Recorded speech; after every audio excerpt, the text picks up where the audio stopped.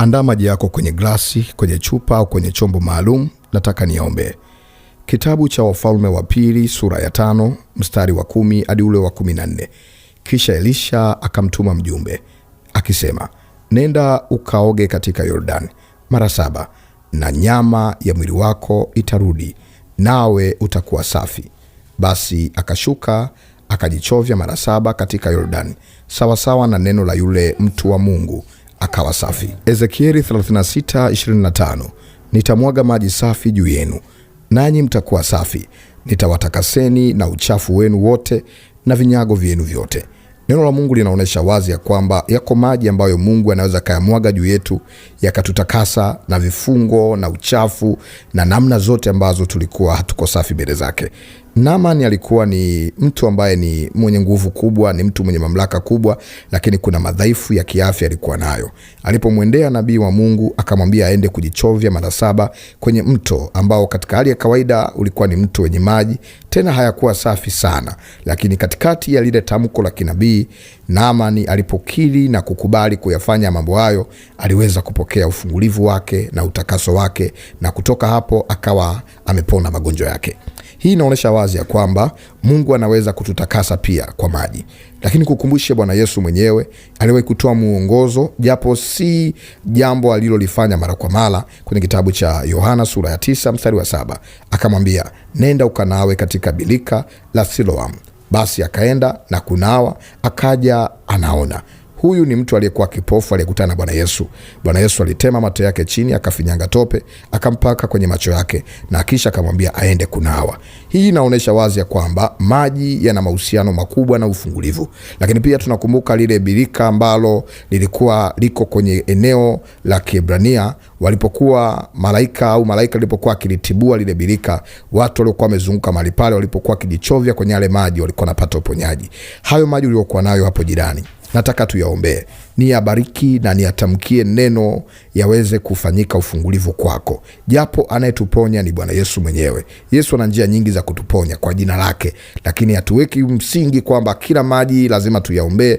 Lakini pale ambapo tunapata mafunuo maalum, tunaweza kuyabariki maji. Si maji tu, hata mafuta kwa mafunuo maalum tunaweza tukayaombea na kuyabariki. Ikiwa na mafuta jirani ambayo ni ya mzaituni au mafuta ya kula, na kuna sehemu ambayo unatamani au unasikia msukumo, uweze kuyapaka au tuyaombee yaweze kupakwa kwako, pengine kwenye paji lako la uso kwa ajili ya kibali, kwenye mikono yako kwa ajili ya ufungulivu wa nira za mikono, au kwenye hatua zako, au kwenye tumbo lako, au unahitaji kupaka kwenye bidhaa zako ili ziweze kupata kibali. Basi tunao maandiko yanaweza kutusimamia au kutupa mwongozo kwenye jambo la kuyabariki mafuta.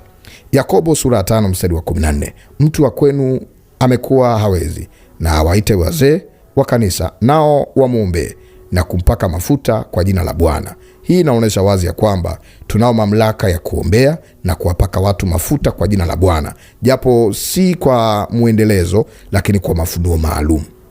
Kitabu cha Marko sura ya 6 mstari wa 13. Wakatoka pepo wengi wakapaka mafuta watu, wakatoa pepo wengi wakapaka mafuta watu wengi waliokuwa wagonjwa wakawaponya. Hii ni kwenye kitabu cha Marko sura ya 6 mstari wa 13. Lakini Isaya sura ya 10 mstari wa 27. Tena itakuwa katika siku hiyo, mzigo wake utaondolewa begani mwako na nila yake shingoni mwako, na ile nila itaharibiwa kwa sababu ya mafuta. Kumbe tunaweza tukayaombea mafuta yakavunja kila nila. Nila ni kamba au ni kizuizi au ni kitu kinachofunga jambo fulani au mtu fulani. Kwa hiyo kama kuna vitu ambavyo unaona uvielewi kwenye mwili wako, unatamani vivunjike, unatamani viharibike, mafuta yanaweza kuvunja nila kwa imani. Mafuta yanaweza kuvunja nira kwa imani kupitia jina la Yesu. Anayevunja ni Bwana Yesu. Mafuta yanachochea imani tu ili iweze kusogea kwenye ufungulivu wako. Basi kama uko na mafuta ya mzaituni rasmi au mafuta ya kupikia, yani mafuta ya kula, na kuna vitu natamani vivunjike kwako, basi tutakuwa na nafasi pia ya kuyaombea mafuta. Jambo lingine kiroho ambalo linaweza kutumika kwa ajili ya ufungulivu ni chumvi. Kitabu cha Wafalme wa Pili sura ya 2 mstari wa 27. Akaenda mpaka chemichemi ya maji, akatupa ile chumvi humo, akasema, Bwana asema hivi, nimeyaponya maji haya, hakutakuwa huko tena kufa wala utasa.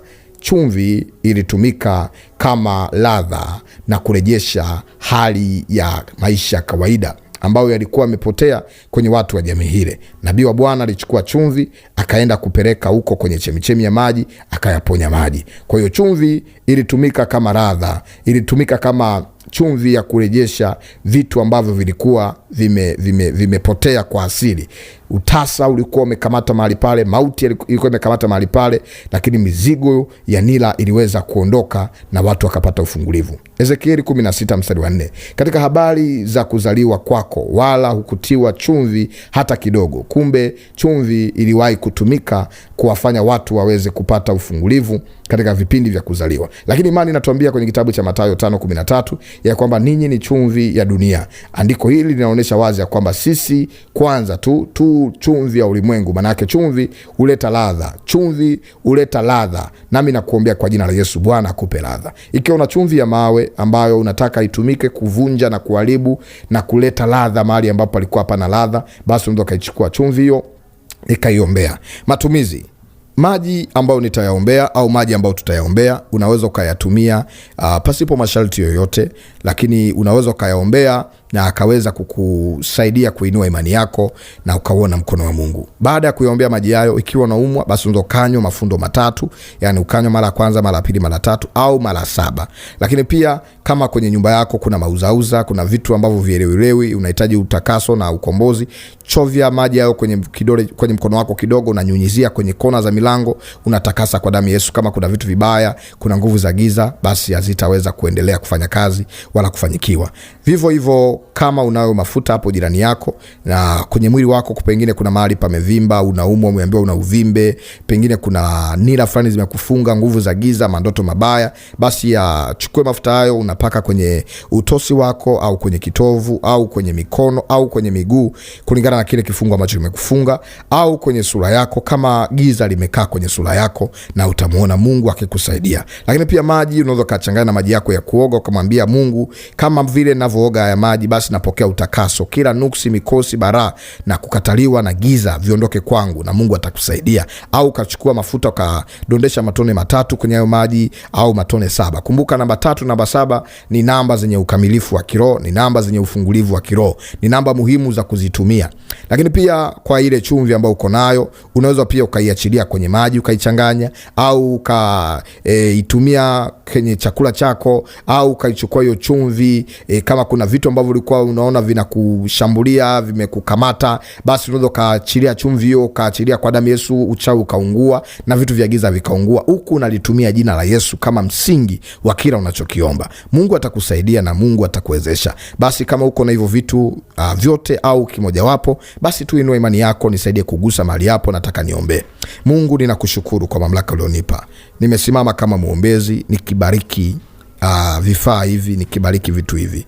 Ninaomba kwa ajili ya maji haya, ninayabariki na atoa kwenye matumizi ya kawaida na aleta kwenye matumizi ya kiroho. Naomba kwa ajili ya mafuta haya, ninayabariki na atoa kwenye matumizi ya kawaida na aleta kwa ajili ya matumizi ya kiroho. Na yaombea mafuta haya yakawe ni mafuta yatakayoenda kuvunja nila. Naombea maji haya yakawe ni maji yatakayoenda kuleta utakaso na kuleta ufungulivu katika jina la Yesu. Magonjwa akaondoke atakapokunywa au atakapojipaka au atakapooga. Mafuta haya yakavunje kila nila, yakaondoe kila udhaifu, kila magonjwa, kila taarifa mbaya, nguvu za giza, uchawi na uganga ukaungue na kupiga kelele, vifungo vikatoke kwa jina la Yesu. Hiyo chumvi naiombea itakapotiwa popote ladha ikapatikane, itakapomwagwa popote ufungulivu ukapatikane katika jina la Yesu Kristo aliye hai. Natamka kwa mamlaka niliyopewa kama mtumishi wa Mungu, na viweka wakfu vitu hivyo vipokee upako, na viweka wakfu vitu hivyo vipokee nguvu za Mungu. Pokea nguvu za Mungu kuanzia sasa, pokea nguvu za Mungu kuanzia sasa, pokea nguvu za Mungu kuanzia sasa, na vitakasa visitumike kwa ajili ya mazingira ya kawaida, vikatumike kwa ajili ya ufalme wa Mungu na utakaso kupitia jina la Yesu. Vifaa hivyo vipokee upako, pokea upako, pokea upako kwa jina la Yesu. Kwa mara ya kwanza pokea upako, mara ya pili pokea upako, mara ya 3 pokea upako katika jina la Yesu. Nguvu ya Mungu ishuke hapo lipo, magonjwa yakatoke, matatizo yakaishe, kukataliwa kukaondoke, laana, mikosi na mabalaa vyote vikateketee kwa jina la Yesu. Neema hii iwe juu yako, pokea kwa jina la Yesu, pokea ufungulivu, pokea nguvu za Mungu kwa jina la Yesu, amen. Mungu akubariki. Tayari tumeviombea na nguvu ya Mungu iko hapo. Uwepo wa malaika wa ufungulivu wako pamoja nawe. Utaenda kuona ishara za Mungu zikitokea kwako na ufungulivu, na hata kuwa mzima kabisa kupitia jina la Yesu. Mungu wa mbinguni akubariki. Naitwa mwombezi Pastor Godwin Ndelwa ambaye nimeomba pamoja nawe. Unahitaji kupokea vipindi vya kiroho, karibu kwa namba iliyoandikwa WhatsApp. Unahitaji kuachilia sadaka kusindikiza maombi haya ya ufungulivu, basi karibu kwa namba iliyoandikwa sadaka. Lakini pia mitandao ya kijamii unaweza kunifuata kwa kuandika maombi ni dawa au maombi tiba au mwombezi Pastor Godwin Ndelwa. Mungu wa mbinguni akubariki, akutendee mema, uwe na wakati mzuri.